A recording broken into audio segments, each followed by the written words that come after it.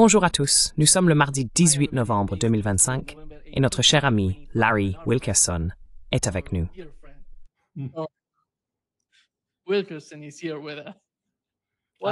Bienvenue. Je dois venir dans ton émission, Nima, juste pour savoir quelle est la date.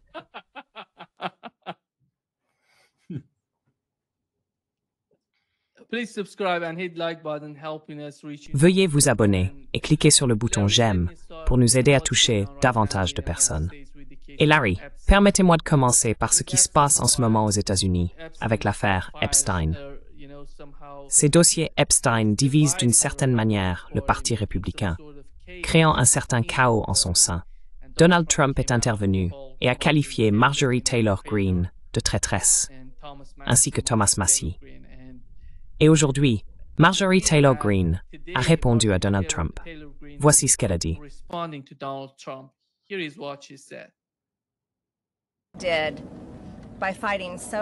L'a fait en se battant si durement contre les personnes les plus puissantes du monde, y compris le président des États-Unis, pour que ce vote ait lieu aujourd'hui. On m'a traité de traître par un homme pour qui je me suis battue pendant 6 ans, et je lui ai donné ma loyauté gratuitement. J'ai remporté ma première élection sans son soutien, en battant 8 hommes lors d'une primaire. Je ne lui ai jamais rien dû, mais je me suis battue pour lui. Pour les politiques et pour l'Amérique d'abord. Et il m'a traité de traître parce que je me tenais aux côtés de ces femmes et que je refusais de retirer mon nom de la pétition de décharge. Laissez-moi vous dire ce qu'est un traître.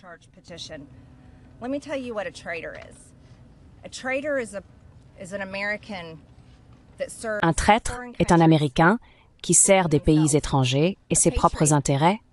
Un patriote est un Américain qui sert les États-Unis d'Amérique et les Américains comme les femmes qui se tiennent derrière moi. Et je veux vous dire que tout cela n'a été possible aujourd'hui que parce que le peuple américain que nous représentons ici au Congrès a exigé que ce vote ait lieu. Ils ont exercé plus de pression sur chaque politicien élu de cette ville qu'on n'en avait jamais exercé auparavant. Et aujourd'hui, vous allez probablement voir un vote unanime à la Chambre pour la publication des dossiers Epstein. Mais le combat, le vrai combat, commencera après cela.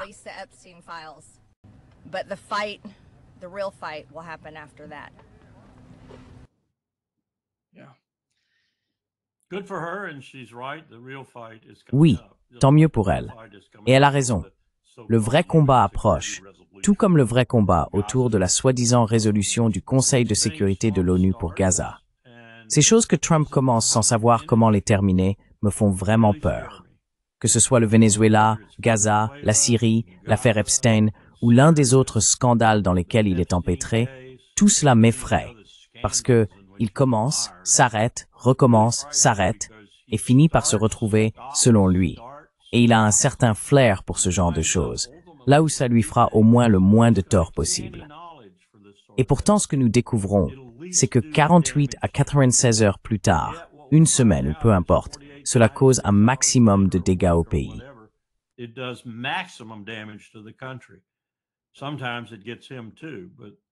Parfois, cela l'atteint aussi.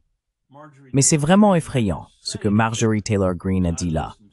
Je l'avais écouté avant que tu ne me la fasses entendre, et j'étais stupéfait de l'entendre dire ce qu'elle a dit. Mais j'ai été tout aussi frappé par les commentaires de Trump à son sujet, parce qu'elle a raison. Elle a été l'une de ses plus fidèles partisanes. Et elle a aussi raison de dire qu'elle a mené un combat difficile en Géorgie. J'ai vécu une grande partie de ma vie en Géorgie. Je sais à quel point ce combat a été rude. Et je sais qu'elle, contrairement à beaucoup de membres du Congrès de nos jours, qui ne restent plus en contact avec leurs électeurs, le fait réellement.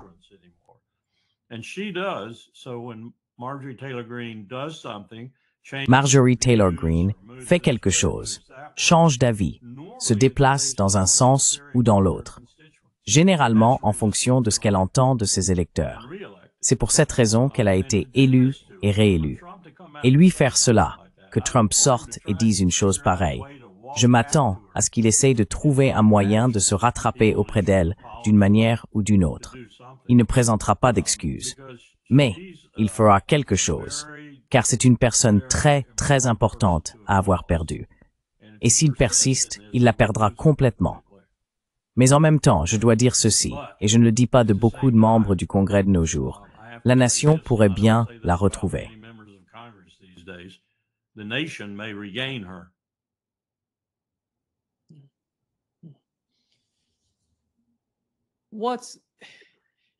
Chaque fois que Donald Trump parle du dossier Epstein, il dit que tout cela concerne les démocrates et qu'ils ont beaucoup à perdre avec ces dossiers. Mais pourquoi protège-t-il les démocrates s'il les considère comme ses ennemis?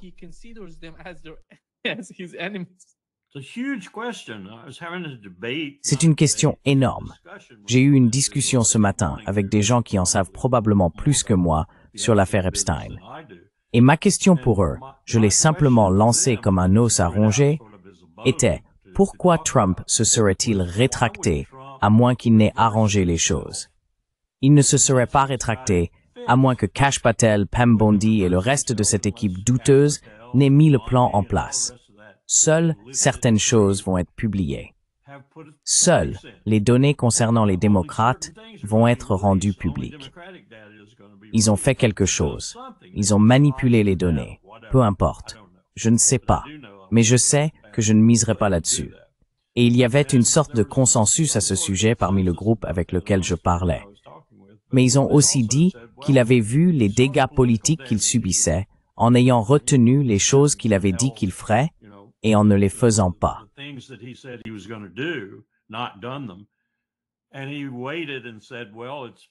Et il a attendu et dit, eh bien, il vaut mieux souffrir un peu que de beaucoup souffrir.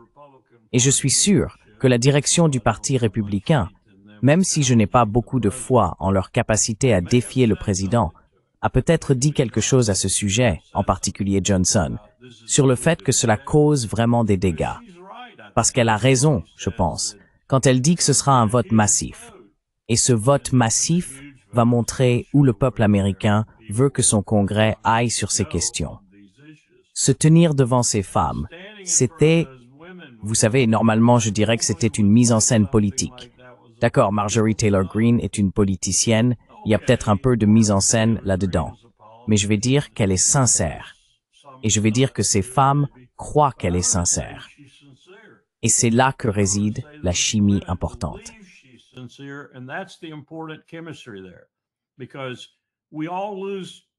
Parce que nous perdons tous le contact avec ce qui arrive aux gens.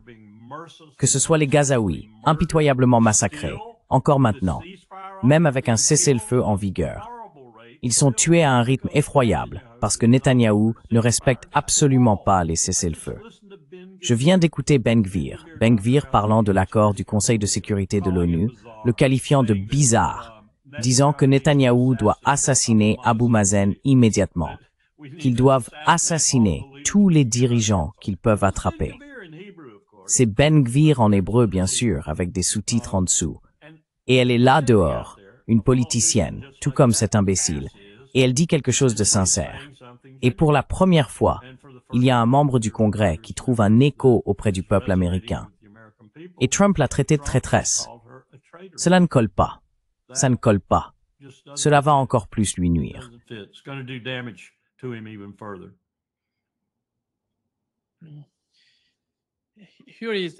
Voici le frère d'Epstein.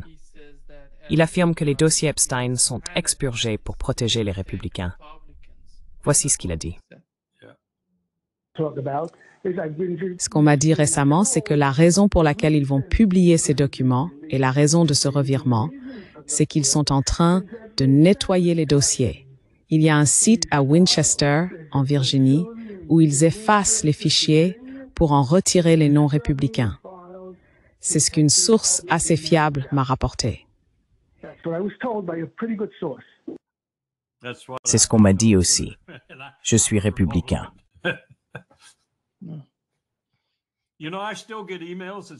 Tu sais, je reçois encore des emails comme si j'étais un fidèle républicain. Je reçois des messages qui me révèlent des choses. Je n'en reviens pas. J'ai dit à une personne qui n'avait pas vraiment d'importance, donc je pouvais lui dire, parce que je ne veux pas couper le contact. Tant qu'ils veulent me confier leurs secrets, je continuerai d'écouter.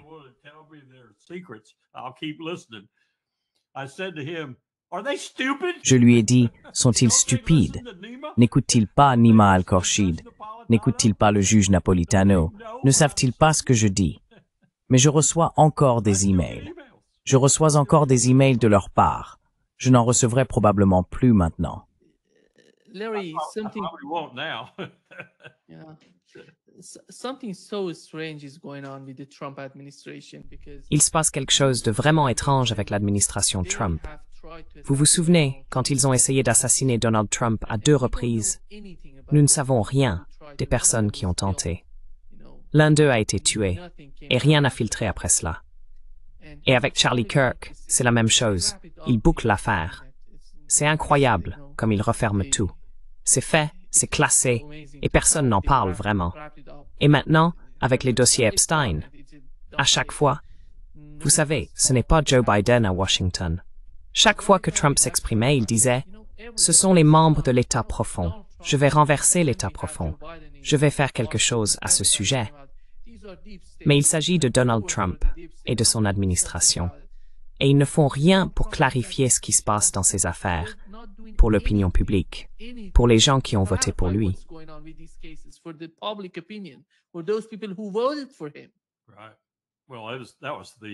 D'accord. Eh bien, c'était le contexte des remarques de Marjorie Taylor Greene. Elle disait, « Vous aviez promis de faire cela, rendre l'Amérique à nouveau grande. Et ce que vous faites, c'est ceci, transformer l'Amérique en désastre, surtout pour ces femmes derrière moi, qui ont parfaitement le droit d'être ici, derrière moi, à réclamer une forme de justice. » C'est vraiment ce qu'elle voulait dire dans une perspective plus large. Je pense que nous avons perdu Nima. À part envoyer des agents de l'ICE dans les villes démocrates pour faire Dieu sait quoi, nous avons perdu les forces de l'ordre dans ce pays. Je ne pense pas que nous ayons un élément raisonnable des forces de l'ordre au niveau fédéral en particulier. Mais comme ils ont intimidé une grande partie des forces au niveau des États par le biais des déploiements de l'ICE et d'activités similaires, nous n'avons plus de véritable application de la loi fédérale. Nous n'avons pas de ministère de la justice. Vous avez entendu les chiffres. 60% des avocats du ministère de la Justice sont partis. Ils ont soit été renvoyés, soit sont partis de leur propre gré. C'est pire que pendant mon administration, lorsque, au cours des 4 premières années de l'administration de George W. Bush, nous avions perdu environ 40% des avocats parce qu'ils étaient dégoûtés par George Bush et avaient trouvé de meilleures opportunités ailleurs. Ce ne sont pas des gens qui manquent d'occasion. Ce sont des avocats, bon sang. Et nous avons maintenant perdu 60% d'entre eux. Nous sommes démunis. Il suffit d'écouter Patel témoigner devant le Congrès pour comprendre que nous n'avons aucune direction au bureau. Nous n'avons apparemment aucune direction nulle part au bureau. Et nous n'avons certainement aucune direction au ministère de la Justice.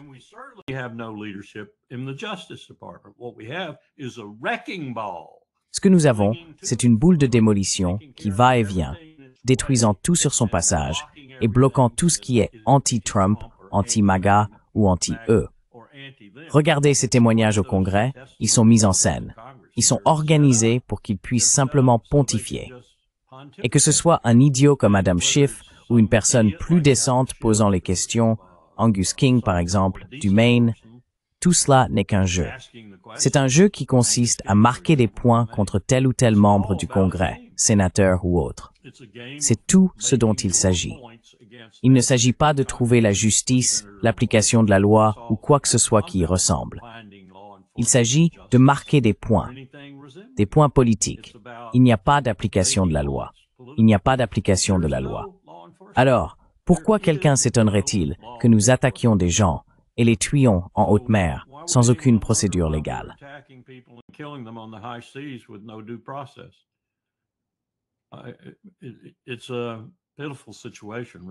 C'est une situation pitoyable, vraiment.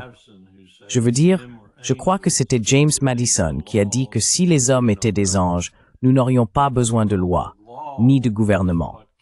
Eh bien, la loi est ce qui empêche les hommes qui ne sont pas des anges de devenir de véritables démons. Et nous avons détruit la loi dans ce pays. Nous avons pratiquement détruit la loi sur les hautes mers. Nous avons détruit une grande partie du droit international dont nous étions autrefois de fervents partisans. Et nous sommes en train de détruire rapidement notre propre droit national. Donc, je n'ai aucune idée de la direction que nous prenons, Nima, mais ce n'est pas un bon endroit. Et je suis d'accord avec ceux qui sont arrivés à cette conclusion ce matin que Trump a arrangé les choses.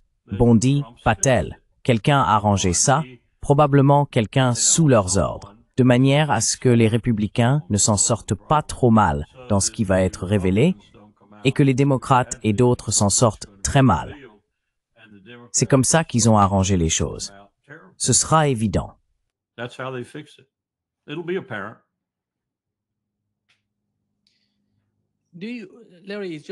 Larry, est-ce que c'est seulement une question de républicains ou y a-t-il quelque chose au-delà de ça?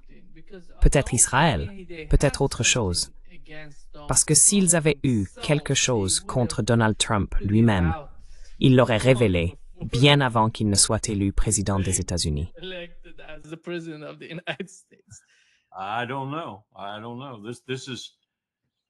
Je ne sais pas. Je ne sais pas. Le chantage a une drôle de manière d'agir, surtout quand il est soutenu par autant d'argent. Et celui-ci était probablement appuyé par près d'1 billion de dollars, si l'on additionne tous les différents milliardaires impliqués. Quand on dispose d'autant d'argent, disons seulement un demi-billion de dollars, on peut soudoyer beaucoup de gens. On peut faire chanter beaucoup de gens. Et quand cela implique autant de noms célèbres, il devient doublement dangereux de s'y opposer, car on pourrait bien finir mort. Je regardais une vieille interview de Tucker Carlson. Dans cette interview, Tucker dit « Eh bien, tu ne veux pas choisir Marco Rubio comme vice-président. »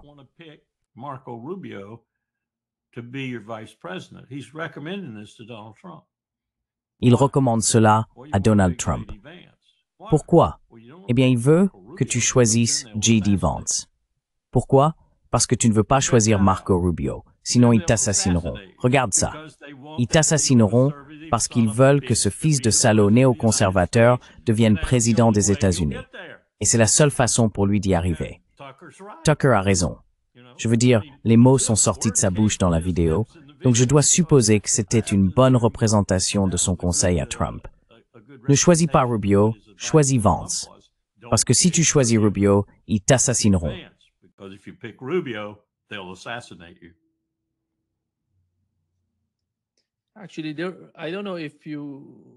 En fait, je ne sais pas si tu as vu ce qui se passe sur X, mais les sionistes font circuler l'idée que Rubio, avec Ted Cruz, seraient les candidats pour 2028. Ils ne veulent pas de J.D. Vance. They don't want J.D. Vance. N'en doutez pas une seconde. N'en doutez pas une seconde. J'ai regardé un type hier. Je crois que c'était hier. Je suis tombé dessus par hasard. C'est un jeune prédicateur. Et il expliquait quelque chose. Et il se trouve que, bon, pour être honnête, quand j'étais en terminale, j'ai eu un moment où j'ai envisagé d'aller au séminaire. J'ai eu ce moment où je me suis dit que je pourrais vouloir devenir pasteur, prélat chrétien, pasteur chrétien, ou quelque chose du genre. J'ai fini par passer à autre chose, mais j'ai eu ce moment-là. Alors j'ai entrepris une étude approfondie de tout ce que je pensais devoir savoir, apprendre et tout le reste. Tout ça pour dire que j'ai regardé ce type qui en était à ce stade de sa vie, où j'étais moi-même à l'époque, sauf qu'il était un peu plus avancé. Lui, il avait réellement pris la décision. Et il avait beaucoup étudié. Et j'ai été impressionné par sa maîtrise à la fois de l'Ancien et du Nouveau Testament dans la religion chrétienne.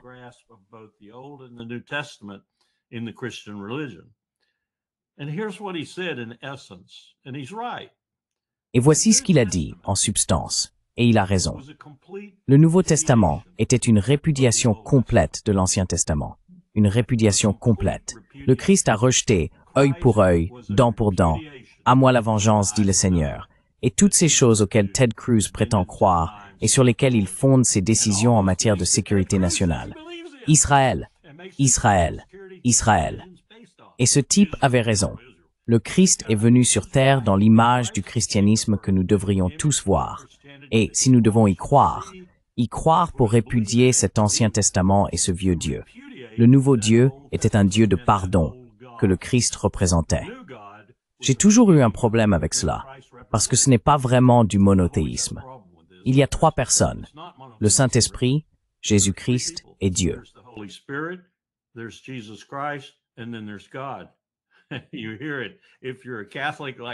Tu l'entends, si tu es catholique, comme l'était ma femme, tu l'entends chaque fois que le prêtre traverse l'allée, tu vois?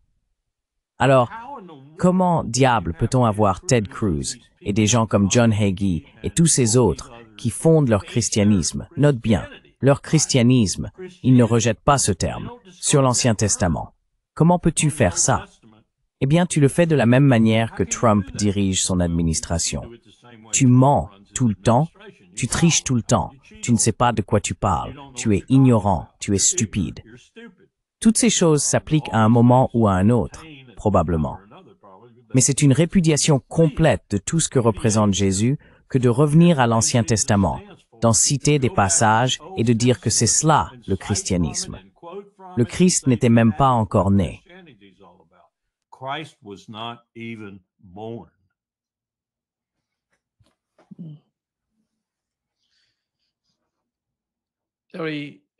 Désolé, nous avons eu Donald Trump félicitant le Conseil de sécurité de l'ONU pour avoir adopté sa résolution visant à établir une soi-disant force internationale à Gaza.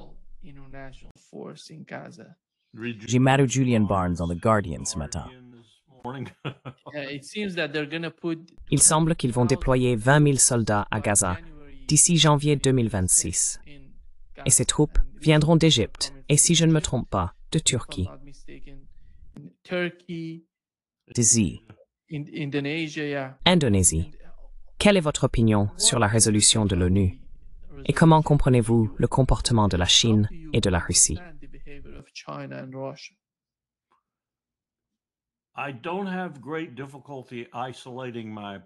Je n'ai pas beaucoup de mal à isoler mon opinion sur la Chine et la Russie.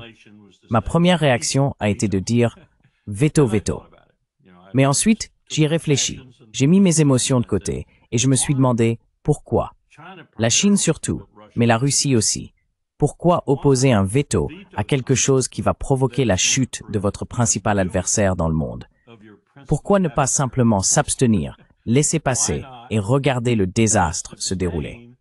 Je suis assez convaincu que Xi Jinping et Vladimir Poutine ont ressenti cela. Donc, ils n'allaient pas y opposer leur veto. Julian Barnes, comme je le mentionnais, a publié un article dans The Guardian ce matin. Julian Barnes, as I was mentioning, in The Guardian has a piece this morning, and he's kind.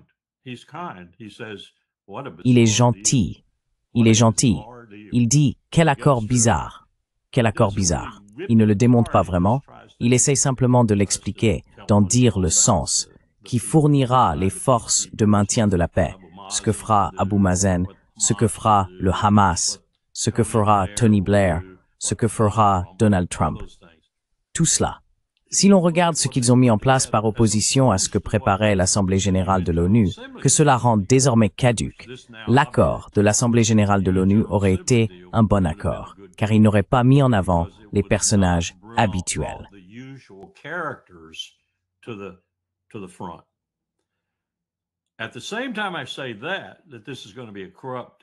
En même temps, je dis que ce sera un accord corrompu dès le départ, et que ce seront des maîtres coloniaux qui manipuleront une situation qu'ils veulent arranger pour le bien d'Israël. En réalité, comme je l'ai déjà dit, pour leur propre bien. Mais Israël n'est qu'un outil. Ce sera simplement une élimination plus lente des Palestiniens, et cela paraîtra plus acceptable aux yeux du monde. Et Tony Blair en sera l'orchestrateur. C'est vraiment ce que c'est. Regardons cependant les faiblesses. Que pourrait-il se passer à mesure qu'ils avancent? Ben Gvir a déclaré dans ses remarques que tant qu'il y aurait un codicile, une ligne, une partie de l'accord mentionnant un futur État palestinien, c'était une totale abomination.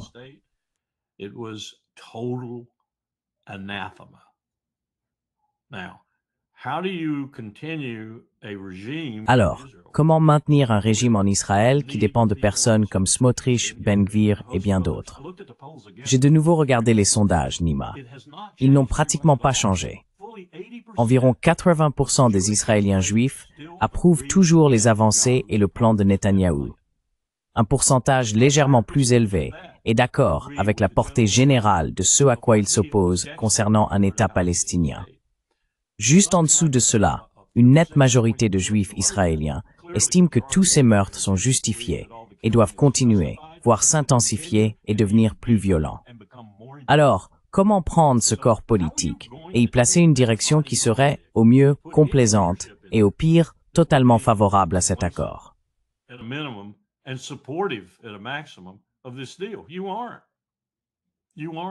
Tu ne l'es pas. Tu ne l'es pas. Donc le principal grain de sable dans l'engrenage va être ton principal antagoniste en ce moment. Ce sera Israël. C'est comme prendre l'Ukraine, par exemple. Je suis sûr que tu veux en parler. Nous y viendrons, j'en suis sûr. Mais c'est comme prendre l'Ukraine et dire « Oh, nous pouvons avoir la paix tant que nous avons 200 000 nazis. » Comment diable peut-on avoir la paix avec 200 000 nazis? C'est impossible. Totalement impossible. Donc, je ne sais pas comment tu gères l'un ou l'autre, mais je sais que ce que Gaza va présenter, c'est plus de la même chose, à un rythme plus lent, et probablement la sortie de scène de Netanyahou, avec quelqu'un d'autre arrivant, pour donner une apparence de conformité d'Israël.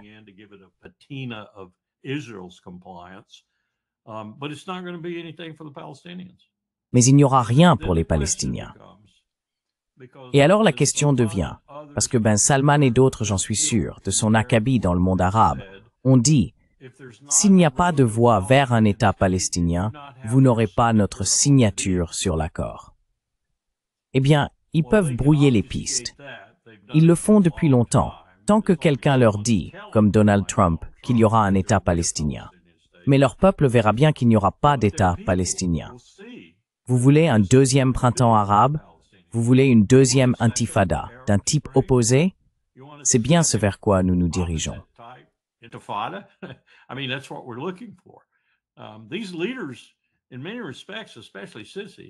Ces dirigeants, à bien des égards, surtout Sisi, et dans une certaine mesure, le dirigeant en Jordanie et certainement le dirigeant au Liban, tiennent à peine le coup.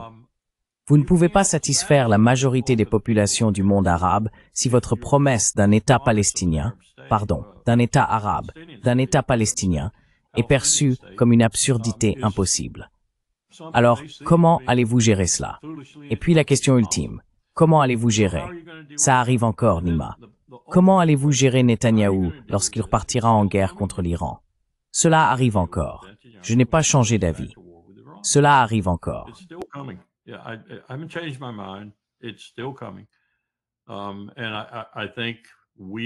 Et je pense que nous sommes complices de cela aussi. Et c'est ce qui me trouble le plus dans cette affaire où il tient ses propos belliqueux sur le Nigeria, où il positionne des forces au large du Venezuela, la véritable menace que nous avons dans le monde, que nous rendons plus intense chaque jour. La Chine, et la menace que nous rendons plus intense chaque jour venant de la Russie. Et nous faisons tout cela en même temps que nous promettons à Netanyahou que nous ramasserons les morceaux après qu'il se fera écraser par l'Iran. Et je pense que Trump est sérieux à ce sujet. Je pense qu'il est sérieux à l'idée de se ranger du côté de Netanyahou. Donc, pour tout dire, cet accord n'a pas la moindre chance d'être positif pour les Palestiniens. Cet accord n'a pas la moindre chance d'être positif pour les Palestiniens. Point final.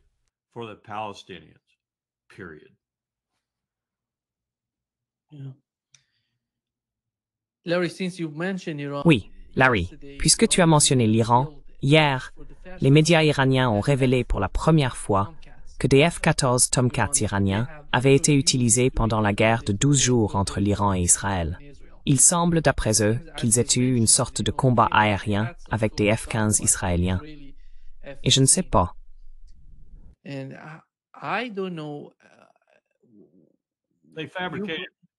Ils fabriquaient des pièces. Nous les avons vus faire cela. Dans mon administration, nous les avons vus faire cela. Ils fabriquaient des pièces. Ils avaient appris à fabriquer des pièces pour les F-14, ou quelqu'un leur avait appris. Je soupçonne que c'est eux qui l'ont fait. Bref, allez-y. Je suis désolé. Selon vous, vous avez mentionné qu'Israël pourrait attaquer l'Iran. Je suppose que votre analyse est juste, car en Iran, ils disent la même chose. La guerre arrive. Ils ont envoyé un message à toute la population iranienne, indiquant qu'en décembre, il y aura une attaque contre l'Iran et que l'Iran va riposter. Comment cela, si cela se produit, va-t-il influencer la situation en Palestine?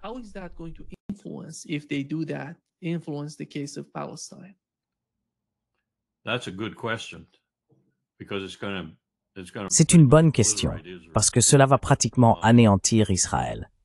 Si j'étais les Palestiniens, et par là, bien sûr, j'entends le Hamas, le Djihad islamique et tous les autres, le Hezbollah, je bondirais. Je n'hésiterais pas une seconde. Je bondirais. J'attaquerais de tous les côtés, de tous les flancs, depuis chaque endroit où je pourrais rassembler des combattants et des munitions. J'entrerais et j'abattrais la bête. C'est ce que je ferais en tant que professionnel militaire. Mais cela soulève la question, que va-t-il arriver aux Palestiniens? Parce qu'ils sont pris entre deux feux. Ce n'est pas comme si tous les Palestiniens étaient des terroristes ou des combattants, comme les Juifs aiment le dire, comme Netanyahou aime le dire.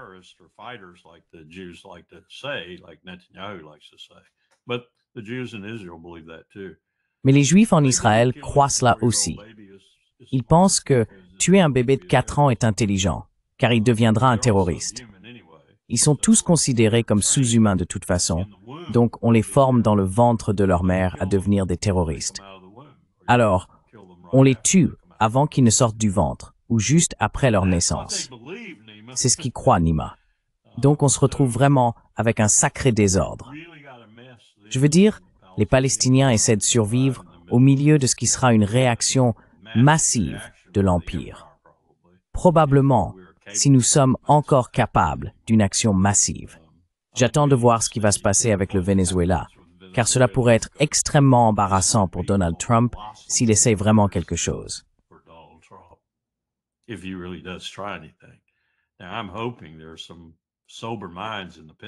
J'espère qu'il y a au Pentagone quelques esprits lucides qui lui disent que toute action allant au-delà, disons, d'une opération clandestine ou d'une combinaison mi-clandestine, mi-ouverte, visant à capturer Maduro ou à isoler telle ou telle installation serait insensée.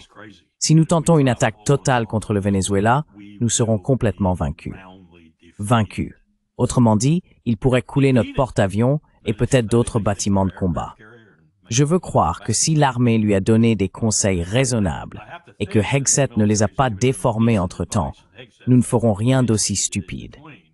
Tout cela relève surtout de la fanfaronnade de Trump en haute mer.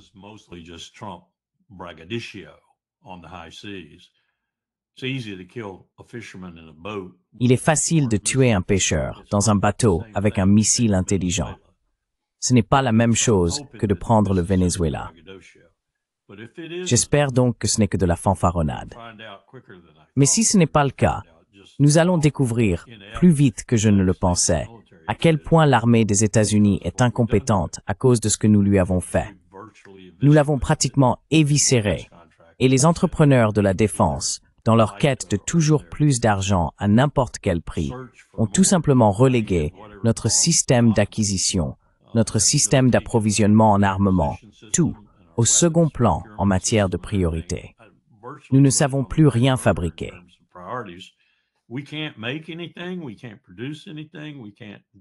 Nous ne pouvons rien produire. Nous ne pouvons pas vraiment nous réapprovisionner assez vite pour une guerre. Alors, la question me vient à l'esprit chaque jour. Et si quelqu'un mettait notre bluff à l'épreuve? Alors, nous en viendrions à utiliser des armes nucléaires. Et si quelqu'un mettait notre bluff à l'épreuve, en particulier quelqu'un comme Poutine ou Xi Jinping, ou même le Venezuela d'ailleurs, dans une situation où nous serions pris dans un bourbier, dans la jungle ou ailleurs, et que nous commencions à frapper d'une manière qui n'est tout simplement pas celle dont nous devrions mener une guerre. Que se passerait-il alors? Que se passerait-il si le reste du monde nous abandonnait de manière vraiment significative et profonde?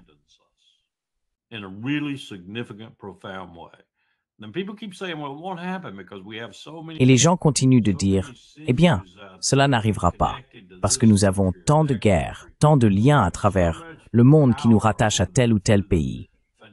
Et nous exerçons tant de pouvoir sur eux grâce au système financier et à notre puissance économique en général, et ainsi de suite. Et je leur demande, avez-vous regardé cela récemment? L'avez-vous vraiment examiné récemment? Par exemple, avez-vous vu l'article paru récemment dans le magazine Fortune, auquel même Richard Haas a ajouté sa voix? Un peu tard, Richard, mais au moins il y est. On l'appelle maintenant le Paul Revere de la crise économique qui confronte l'Empire. Eh bien, ce n'est pas seulement une crise économique.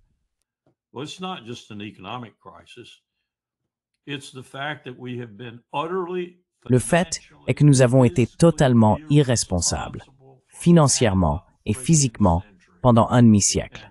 Et maintenant, nous en payons le prix. Il suffit de se lancer dans ces petites guerres locales, mais ce ne sont pas le genre de conflits qui vont résoudre nos problèmes. Ce sont des guerres qui ne feront qu'aggraver et approfondir les difficultés. Le genre de guerre que Trump envisage avec le Venezuela, le Nigeria ou tout autre endroit où il voudra frapper ensuite. J'espère sincèrement qu'il ne fait que se défouler.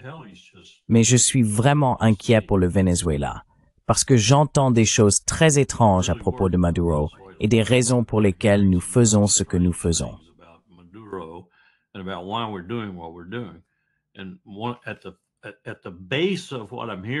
Au fond de ce que j'entends, c'est que Trump n'a en réalité aucun différend avec Maduro au sujet de la drogue, de l'immigration ou de quoi que ce soit d'autre mentionné publiquement. Ce qu'il met vraiment en colère contre lui, c'est ce que ce groupe de Vénézuéliens et d'Israéliens lui a dit être le véritable problème avec Nicolás Maduro, qu'il aurait utilisé Dominion pour truquer l'élection en faveur de Joe Biden. C'est là la véritable frustration de Trump à l'égard de Maduro. Quand j'ai entendu cela pour la première fois, je me suis dit, c'est absurde. Comment peut-il vraiment croire ça? Cela vient de Laura Loomer, de Sidney Powell. Vous vous souvenez de Sidney Powell? Comment peut-il y croire? Mais ensuite, j'ai commencé à réfléchir. Pourquoi fait-il tout ce tapage à propos du Venezuela? Et qu'est-ce qui pourrait le plus l'alimenter?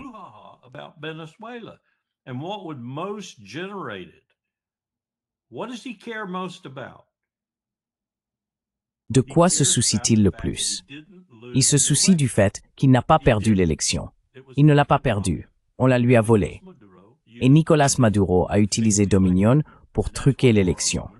C'est ce que Laura Loomer lui dit. On ne pourrait pas inventer un tel scénario. Quand je l'ai entendu, j'ai pensé, oh mon Dieu, c'est pas possible. Mais j'y ai réfléchi encore et encore, et je me suis dit, c'est bien ce qui mettrait Trump vraiment hors de lui, tu vois, parce qu'il déteste le fait d'avoir perdu cette élection, et il ne croit pas qu'il l'ait perdue. Et si Maduro la lui avait prise, oh mon Dieu, des choses étranges. Je te le dis, je n'aurais jamais cru parler d'affaires de sécurité nationale à travers le prisme d'événements aussi absurdes.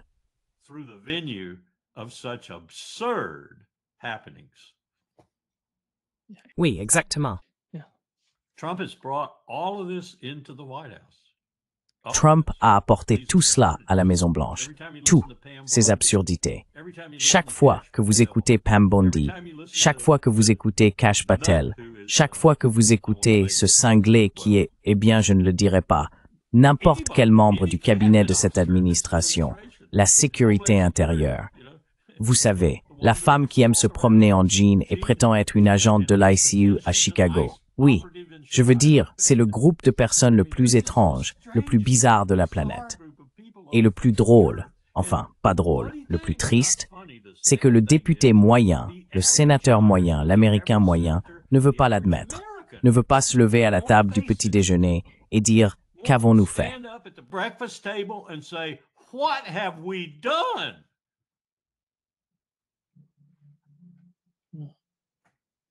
Et nous continuons à nous en cacher.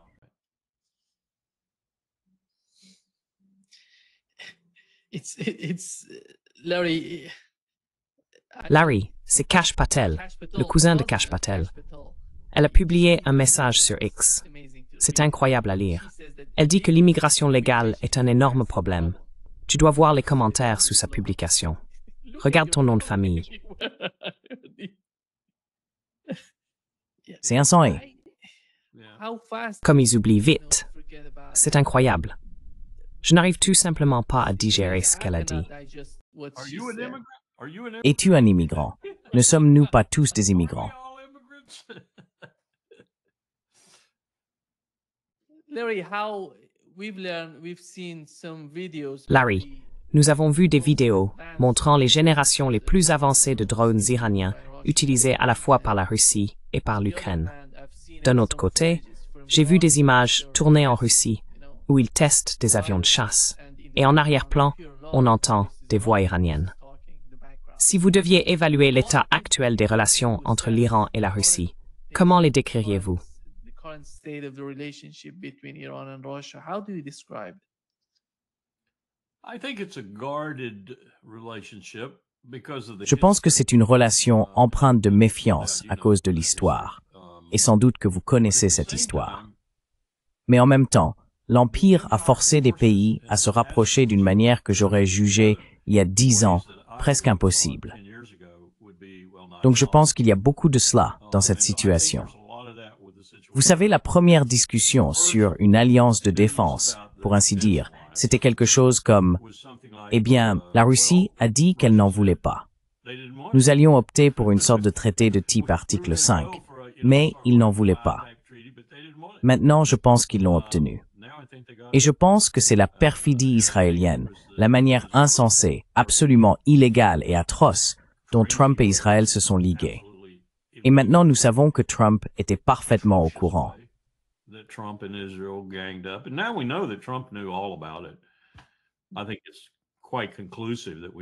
Je pense qu'il est assez évident que nous savons que Trump était parfaitement au courant, qu'il savait qu'ils allaient violer le dialogue en cours, qu'ils savaient qu'ils allaient tuer des gens, alors qu'ils avaient assuré aux Iraniens que, le samedi, je crois, ils se réuniraient de nouveau avec Witkoff et ainsi de suite, et qu'il a ensuite laissé les Israéliens faire ce qu'ils ont fait. Cela, à mon avis, pousserait presque n'importe quel pays dans les bras de tout autre pays offrant son aide, surtout compte tenu des capacités de la Russie, même avec l'Ukraine. Nous sous-estimons la Russie en permanence dans ce pays. Je suis consterné par ce que j'entends dire de certains généraux et de certains amiraux, selon lesquels Poutine serait tellement accaparé qu'il ne pourrait rien faire d'autre.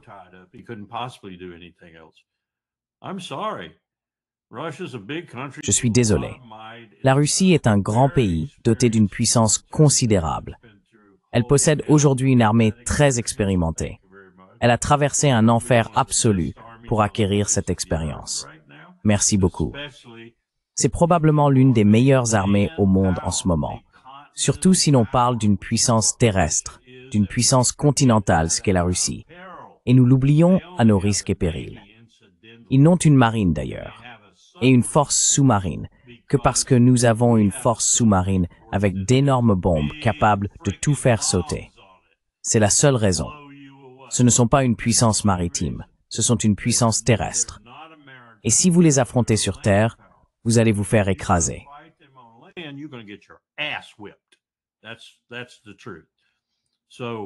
C'est la vérité. Et si vous allez vous battre avec l'OTAN, ce sera principalement sur terre. Il y a quelques frontières maritimes, mais le combat se fera sur terre. Et voir un pays comme l'Estonie, la Lettonie ou la Lituanie, ou l'un de ces petits minuscules États, se lever et dire « Cette mer Baltique m'appartient. Tu ne peux pas y entrer, Russie. » Tu as lu la Convention sur le droit de la mer récemment, mec. Tu es signataire de ce traité, au cas où tu l'aurais oublié. Tu l'as relu dernièrement. C'est absurde. Mais oui, l'Iran et la Russie ont désormais des intérêts communs. Et ces intérêts communs favorisent une relation qui pourrait probablement amener la Russie à un niveau de soutien dans une guerre contre Israël et les États-Unis aussi proche que possible. Et je suis sûr que Poutine ne le veut pas. Poutine ne le veut pas. Il ne veut pas d'une guerre avec l'OTAN. Je ne pense pas qu'il ait jamais voulu une guerre avec l'OTAN. Ces absurdités ont été inventées par des idiots polonais et des idiots américains qui rivalisent de stupidité, ainsi que par des entrepreneurs de la défense qui adorent ce flux d'argent. Oui, je pense que la Russie s'allierait avec l'Iran. Je pense qu'il serait là en force, et je pense que la Chine soutiendrait cela avec probablement la base industrielle de défense la plus complète et la plus près de la planète. Celle de la Russie vient juste après à cause de la guerre.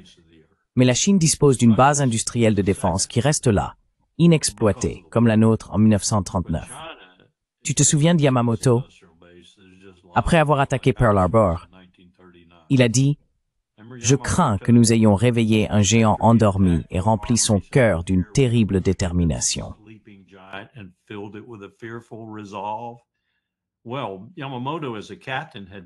Eh bien, Yamamoto, en tant que capitaine, avait passé un certain temps aux États-Unis et il avait vu l'immensité de notre industrie.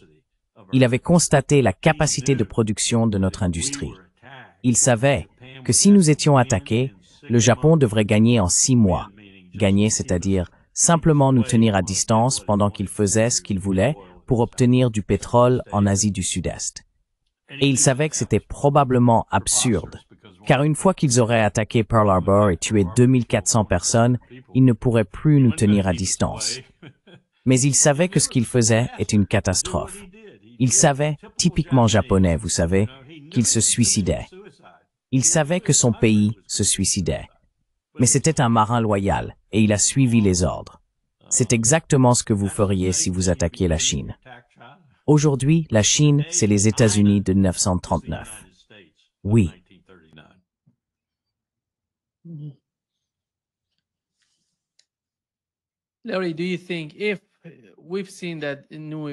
Larry, penses-tu qu'avec ce nouvel accord entre la France et l'Ukraine, où il parle des 10 prochaines années, et d'un autre côté l'Espagne qui soutient l'Ukraine avec 100 millions de dollars pour acheter des armes américaines à lui envoyer, vers où se dirige-t-on en Europe? Je veux dire, je parle de l'OTAN, mais de l'OTAN sans les États-Unis. Vont-ils affronter la Russie? Ou pensent-ils vraiment pouvoir affronter la Russie sur le terrain en Ukraine?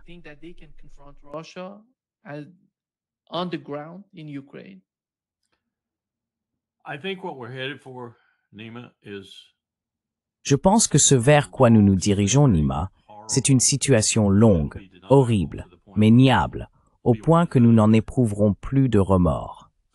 L'Ukraine pourrira sur place, et les Européens s'en serviront comme ils le peuvent pour affaiblir davantage la Russie. La Russie, de son côté, s'en servira, comme elle le peut, pour tuer des nazis. Je ne sais pas ce que cela signifie en termes d'ampleur de leurs actions. Prendront-ils Kiev? Descendront-ils du nord? Remonteront-ils du sud, dans un mouvement en tenaille pour tout boucler? Ou bien s'arrêteront-ils simplement, satisfaits de laisser la situation pourrir? Un pays à moitié détruit, et laisseront-ils les Européens tenter de le reconstruire, d'établir une sorte de garantie de sécurité, tout en gardant leurs forces en réserve et en empêchant les Européens de prendre l'avantage?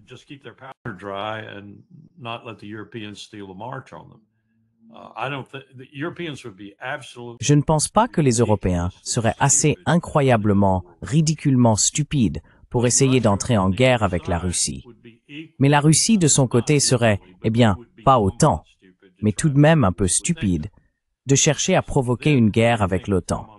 Parce qu'alors tout se désagrégerait, que ce soit en termes de notre retrait ou du fait que nous n'aurions plus rien à voir avec eux de manière significative. C'est une situation vraiment mitigée en ce moment. D'un côté, il y a Ramstein, par exemple, qui est une installation américaine clé. Parmi les 800 installations à l'étranger que nous avons aujourd'hui, je placerai Ramstein dans le top 10. Elle sert de base de mobilisation et de centre pour acheminer les fournitures, le personnel, l'équipement, tout ce qui est nécessaire pour mener une guerre comme celle que nous pourrions avoir en mer de Chine méridionale.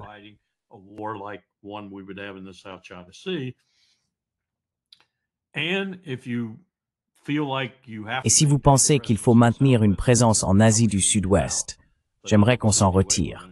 Mais je ne vois pas comment nous pourrions le faire, surtout pas avec la situation actuelle là-bas.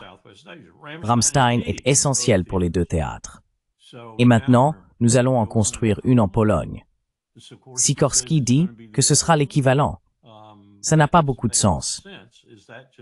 Est-ce simplement les Polonais qui veulent se donner de l'importance ou quoi? Sommes-nous en train d'envisager, et Poutine aussi puisque nous y pensons, une guerre avec la Russie? Et envisageons-nous non pas de quitter l'OTAN, mais d'être obligés, à contre-cœur certes, mais tout de même d'y revenir pour mener une guerre contre la Russie? Une guerre qui inévitablement se transformerait en guerre nucléaire. J'espère que non. J'espère que non.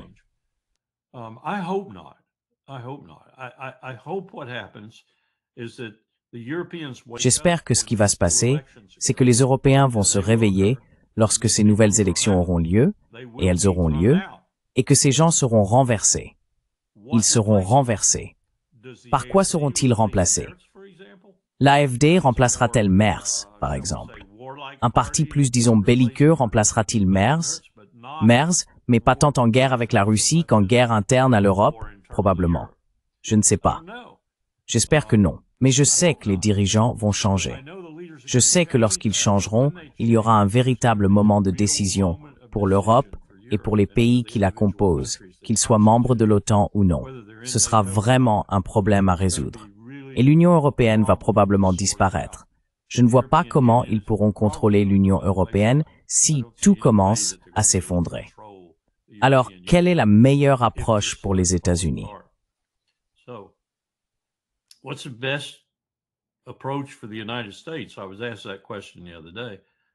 On m'a posé cette question l'autre jour, et j'ai répondu que j'essaierais probablement d'orienter les Européens, pas comme nous le faisons actuellement, mais de les orienter vers une architecture de sécurité européenne qui leur appartienne, indépendante de nous, sauf peut-être pour le parapluie nucléaire. J'irais même jusqu'à me débarrasser des armes nucléaires britanniques et françaises. Je les supprimerai. Elles sont de toute façon sans importance dans un véritable conflit nucléaire, et elles incitent les gens à faire des choses stupides. J'aime penser qu'en raison du poids de notre arsenal nucléaire, et c'est pareil pour la Russie, nous réfléchissons à 2, voire 3 fois avant de déclencher quelque chose avec des armes nucléaires.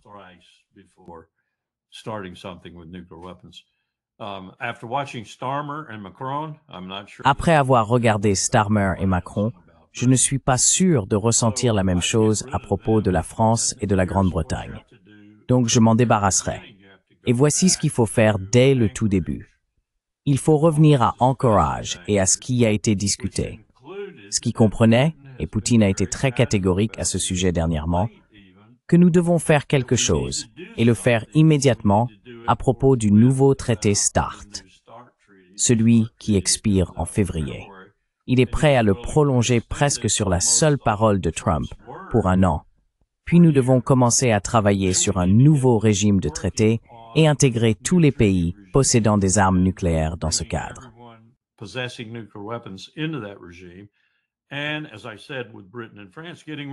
Et comme je l'ai dit, avec la Grande-Bretagne et la France, se débarrasser de certains de ces États détenteurs d'armes nucléaires a du sens, car ils n'en ont pas assez pour vraiment peser, mais suffisamment pour poser problème. Alors, débarrassons-nous-en. Ne les gardons pas dans la panoplie. Je mettrai Israël dans la même catégorie. En ce qui concerne le Pakistan et l'Inde, ce serait un problème un peu plus difficile. Mais c'était bien l'objectif ultime du traité de non-prolifération, que tout le monde atteigne 0. Je ne crois pas une seconde que cela arrivera, mais travailler dans ce sens serait intelligent et cela donnerait aux gens quelque chose de positif à faire dans le domaine nucléaire plutôt que du négatif. Non pas construire des armes, mais s'en débarrasser.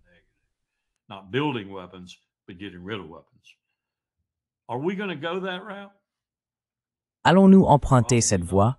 Non, probablement pas. Nous allons plonger dans le chaos, et encore plus de chaos. Nous aurons une situation d'impasse en Ukraine, où les nazis d'un côté lancent des bombes en permanence, et les Russes de l'autre essayent d'empêcher ces bombes de causer trop de dégâts. Et personne ne reconstruit vraiment l'Ukraine, parce que nous sommes tous fauchés et n'avons pas l'argent pour la reconstruire. Nous avons donc un cas désespéré au cœur de l'Europe, et c'est nous qui l'avons rendu ainsi. Cela n'avait pas besoin d'être le cas. Quand Boris est allé à Istanbul et en notre nom a dissuadé Zelensky de signer cet accord, qui lui aurait laissé la majeure partie de l'Ukraine, nous aurions pu avoir une situation convenable.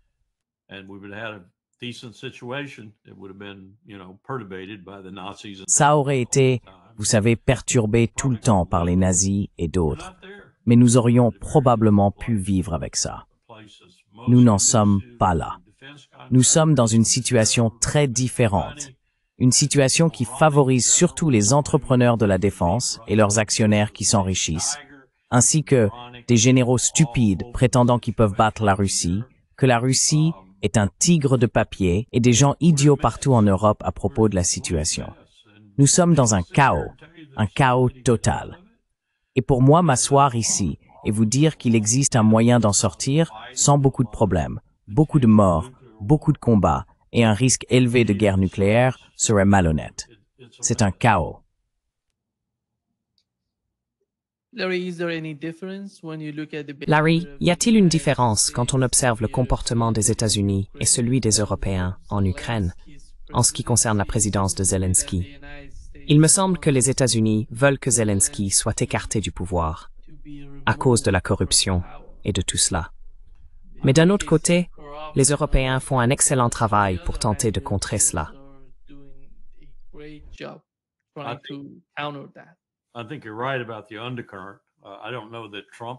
Je pense que tu as raison à propos du courant sous-jacent. Je ne crois pas que Trump perde le sommeil à cause de ça. Mais je pense que les gens, s'il en reste, qui réfléchissent encore et essayent d'aborder les problèmes du monde de manière stratégique, aimeraient voir Zelensky partir. Et j'aimerais que les Ukrainiens s'en chargent et qu'ils règlent la question comme ils l'entendent.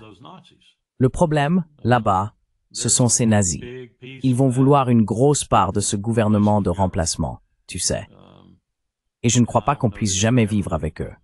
Vraiment pas. Poutine a raison là-dessus, je pense. Il constitue un facteur très discordant au cœur de l'Europe. Hélas, quelqu'un m'a dit, il n'y a pas si longtemps, hélas, que nous nous en étions pas débarrassés en 1945. Eh bien, nous étions trop occupés à les embaucher pour venir travailler aux États-Unis. En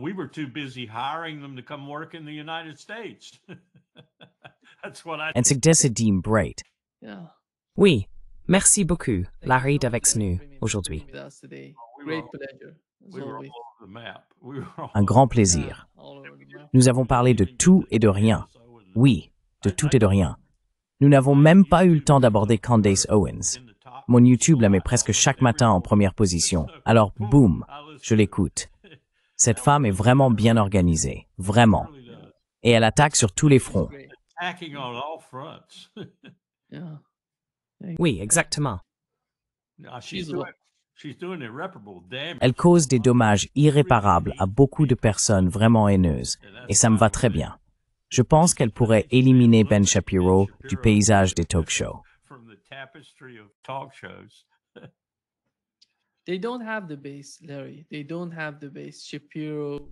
Ils n'ont pas la base, Larry. Ils ne l'ont tout simplement pas. Shapiro, Mark Levin, tu vois, ils n'ont rien de comparable à ce que Tucker Carlson et Candace Owens ont. Ils bénéficient d'un large soutien de la base républicaine, des gens qui ont voté pour Donald Trump. C'est là le problème. Je pense que dans le cas de Charlie Kirk, je ne sais pas si tu as vu la vidéo, Tucker Carlson s'apprêtait à monter sur scène pour parler d'Israël. Et Charlie Kirk est venu le voir et lui a dit « Vas-y Max, attaque-les autant que tu peux ». Ils ont vu que Charlie Kirk les abandonnait, et c'est pour ça qu'il a été à Larry King.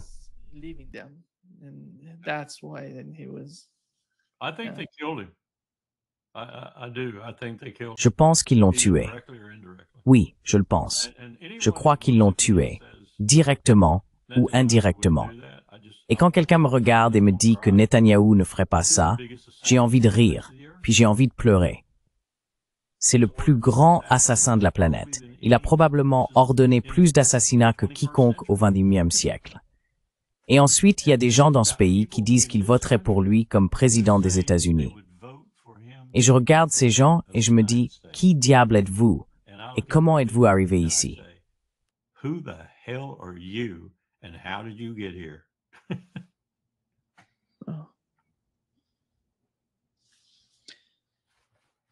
Merci beaucoup, Larry. Toujours un grand plaisir. À vendredi. D'accord, prends soin de toi. Prends soin de toi. Aloha. Exactement. Au revoir.